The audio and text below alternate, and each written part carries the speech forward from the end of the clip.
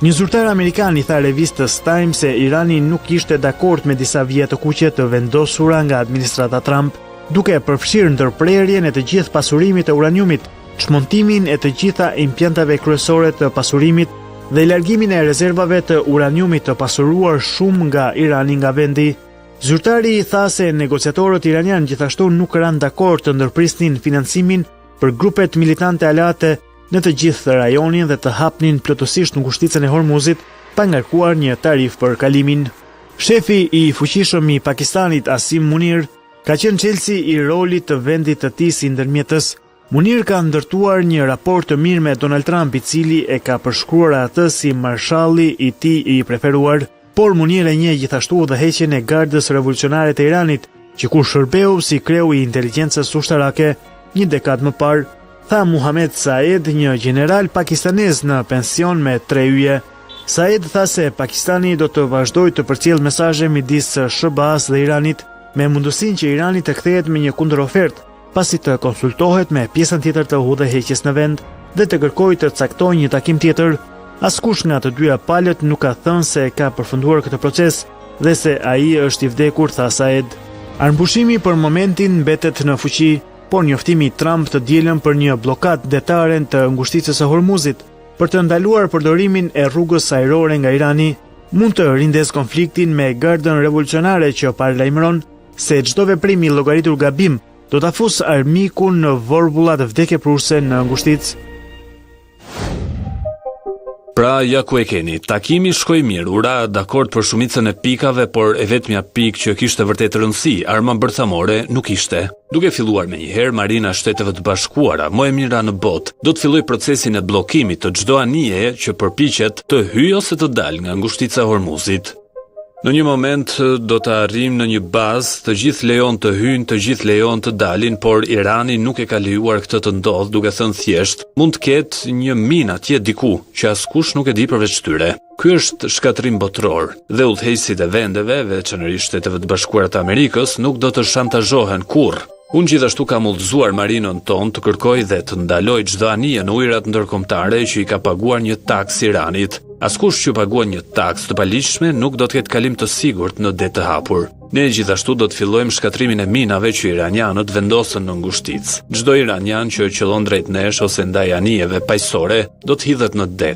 Irani e di më mirë se kushdo si t'i jap fund kësaj situate, e cila tashmë ka shkatruar vendin e tyre. Marina e tyre është zhdukur, forcat e tyre ajrore janë zhdukur, kundërajrorët dhe radarët e tyre janë të padobishëm. Khamenei dhe shumica udhëheqësve të tyre janë të vdekur. Të gjitha këto për shkak të ambicjes së tyre bërthamore. Agjencia gjysmë zyrtare e lajmeve Fars e Iranit citoi një zyrtar iranian i cili tha se SBA-t po bënin kërkesa të tepërta në ngushticën e Hormuzit. Duket se Shtetet e Bashkuara po kërkojnë të arrijnë përmes negociatave atë që nuk e arritën gjatë luftës 40 ditore, tha zyrtari për Fars. Ekspertët besojnë se kërcënimet e Trump me bllokimin e ngushticës së Hormuzit do të zbehen shpejt, pasi janë akoma edhe 8 ditë për të negociuar.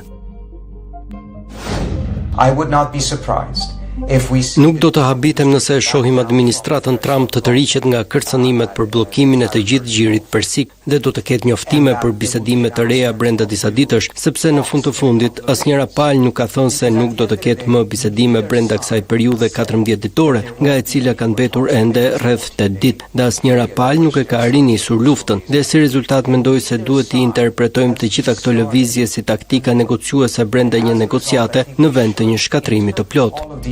As negotiating tactics within a negotiation. Problematike për ekspertët është qasja e Izraelit ndaj Iranit dhe politikës së pasurimit me uranium. Për analistët e lartë amerikan, janë izraelitët ata që kundërshtojnë më së shumti me pasurimin e uraniumit të Iranit. Dhe kur bëhet fjalë për raundet e fundit të negociatave, izraelitët e kanë kundërshtuar atë dhe janë ata që kanë shtyrë përpara vijën e kuqe të pasurimit me 0 uranium. Nëse pozicioni SBA-s në këto bisedime ishte vërtet 0 pasurim uraniumi dhe kjo është arsyeja pse nuk çoi askund, kjo do të ishte një tjetër shenjë se izraelitët kishin pasur sukses në minimin e diplomacisë. Po ashtu theksohet se nëse SBA vijon me blokadën e ngushticës së Hormuzit, ajo do të konfliktohej edhe me Kinën dhe Indin, pasi janë vende që marrin furnizime direkt nga Irani. Nuk mendoj se Trump ka ndonjë rrugë për shkallëzimi nga kjo luftë nëse ecën përpara me këtë blokadë. Është e rëndësishme të kuptohet se ai nuk do ta bëjë këtë vetëm kundër Iranit nëse sulmon disa nga anijet që mbajnë naftë iraniane. Ato tashmë janë blerë nga Kina, India, nga vende të tjera në Azi, të cilat do të vuajnë nga kjo, por është edhe nafta e tyre. Ai nuk po merr naftën e Iranit. Ai po merr naftën që këto vende kanë blerë nga Irani. Pra, kjo do t'i vinte menjëherë Shtetet e Bashkuara në një kurs për plasjeje me Kinën, me Indin dhe vende të tjera. Trump gjithashtu ka hedhur idenë e administrimit të përbashkët SBA-Iran të ngushticës së Hormuzit. Teherani e hodhi poshtë idenë, e cila doli në pa gjatë bisedimeve, duke thënë se ajo ndodhej në ujërat territorial të Iranit dhe Omanit, dhe se këto dy vende duhet ta menaxhojnë atë. Por edhe fakti që të dyja palët u ulën ballë për ballë me zyrtarët pakistanez gjithashtu në dhomë si ndërmjetësues, ishte një përparim. Negociatat teknike u zhvilluan gjithashtu veçmas.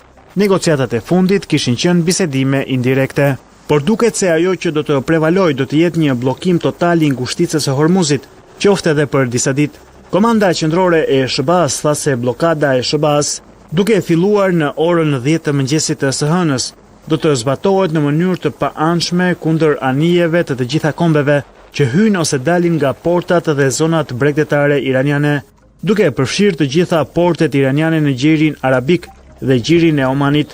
Anijet që kalojnë tranzit në ngushticën e Hormuzit për në dhe nga portet jo iraniane nuk do të pengohen, tha ushtria amerikane. Informacioni i shtesë do të ofrohet marinarëve tregtar përmes një njoftimi zyrtar para fillimit të blokadës, tha ajo. Ekspertët theksojnë se një lëvizje e tillë do të ngjadë edhe reagimin e hudhëve në detin e Kuq. Nëse Trump vërtet vazhdon me të gjitha këto, atëherë ka shumë të ngjarë që hudhët të mbyllin edhe detin e Kuq. Ky është një tjetër fluks prej 12% i naftës në nivel global që do të humbasë së bashku me 20% që është rrezikuar nga ajo që po bëjnë iranianët në ngushticën e Hormuzit. Kjo do t'i rriste çmimet e naftës, ndoshta më afër $200. Pas komenteve fillestare të Trump të dielën, Garda Revolucionare Islamike e Iranit paralajmëroi se anijet ushtarake që i afrohen ngushticës do të konsiderohen si shkelje e armëpushimit dhe do të trajtohen ashpër dhe me vendosmëri, duke nënvizuar rrezikun e një përshkallëzimi të rrezikshëm. Analistët besojnë se bisedimet e menjëhershme SBA-Iran tani janë të pamundura duke pasur parasysh tensionet e larta dhe pengesat e fundit. Megjithatë, diplomacia nuk ka mbaruar pasi të dyja palët ende kanë stimuj të fortë për të rifilluar negociatat. Dështimi i fazës së parë nuk është në vetvete domosdoshmërisht një shenjë se bisedimet, nëse do të vazhdonin, do të dështonin. Mund të jetë shumë e mundur që raundi i parë të ishte një dështim. Asnjëra palë mund të mos ketë dashur të japë përshtypjen se ka arritur një marrëveshje shumë shpejt. Pra në vetvete ky nuk është domosdoshmërisht problemi, por nëse në thelb ata qëndrojnë kaq larg njëri tjetrit dhe ka përshkallëzim njëkohësisht, kjo sigurisht nuk është shenjë e mirë. Por nëse ata nuk arrin një marrëveshje, unë ende shoh se skenari më i mundshëm është që ata të arrin një status quo të ri të panegociuar, një në të cilin iranianët nuk marrin lehtësim të sanksioneve, por ata mbajnë kontrollin e ngushticës së Hormuzit sepse SBA-t nuk mund të bëjnë shumë për këtë. Dhe në të njëjtën kohë Shtetet e Bashkuara nuk kthehen në luftë në shkallë të plotë me Iranin dhe pyetja atëherë bëhet nëse izraelitët do ta zhvillojnë atë luftë vetë kundër Iranit apo do të tërhiqen gjithashtu.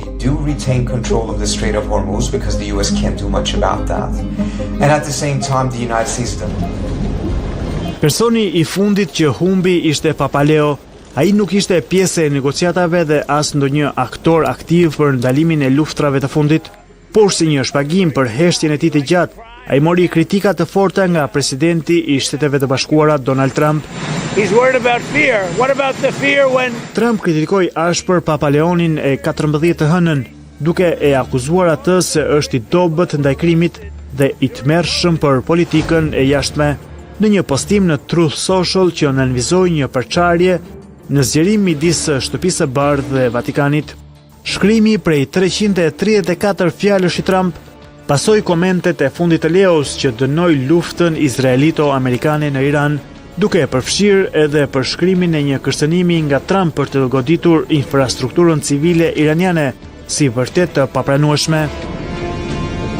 Zoti nuk bekon asnjë konflikt, shkroi Leo të premten e 10.